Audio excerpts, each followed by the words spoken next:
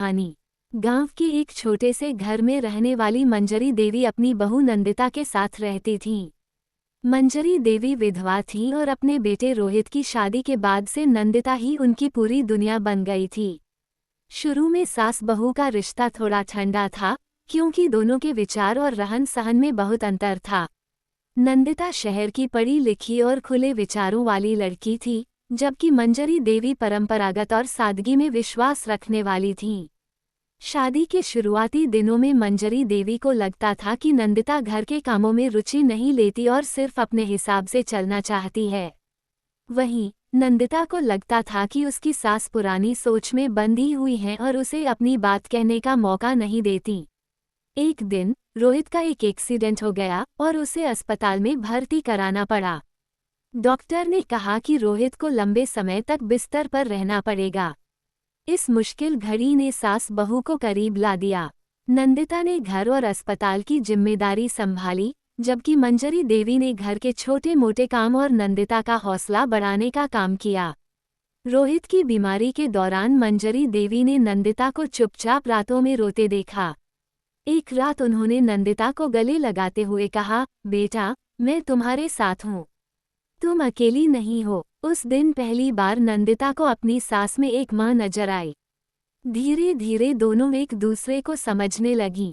नंदिता ने देखा कि मंजरी देवी अपने तरीके से ही सही, लेकिन परिवार का ख्याल रखने में हमेशा तत्पर रहती थीं। वहीं मंजरी देवी को महसूस हुआ कि नंदिता पढ़ी लिखी होने के बावजूद बहुत भावुक और समझदार है। एक दिन मंजरी देवी ने नंदिता से कहा, बेटा, तुमने इस घर को जोड़े रखा है। मैं मानती हूँ कि मैंने तुम्हें कभी समझने की कोशिश नहीं की, लेकिन अब मैं चाहती हूँ कि तुम अपने सपनों को पूरा करो। मैं तुम्हारे साथ हूँ। ये सुनकर नंदिता की आंखें भर आईं। नंदिता ने भी अपनी सास से कहा, माँ, मैं हमेशा सोचती थी कि आप मुझे पसंद नहीं करती, लेकिन आज समझ में आया कि आपका प्यार आपकी चिंता में छिपा हुआ था। मैं आपको कभी छोड़कर नहीं जाऊंगी। रोहित की तबीयत ठीक होने के बाद भी सास बहू का यह नया रिश्ता मजबूत होता गया। दोनों ने मिलकर घर को संभाला और एक दूसरे का सहारा बनी। जहां नंदिता ने अपने करियर की नई शुरुआत की, वहीं मंजरी देवी ने घर के कामों में नंदिता का साथ दिया। अब मंजरी देवी और नंदिता एक दूसरे की सबसे बड़ी ताकत बन चुकी थीं। मोहल्ले में लोग उनके रिश्ते की मिसाल देने लगे। सास बहू का रिश्ता, जो कभी तकरार से भरा था, अब प्यार और विश्वास का गहरा बंधन बन गया था। इस कहानी ने ये सिखाया कि रिश्तों में मतभेद होना स्वाभाविक है, लेकिन जब दोनों पक्ष एक दूसरे को समझने और स्वीकारने का प्रयास करते हैं, तो हर रिश्ता खूबसूरत बन सकता है।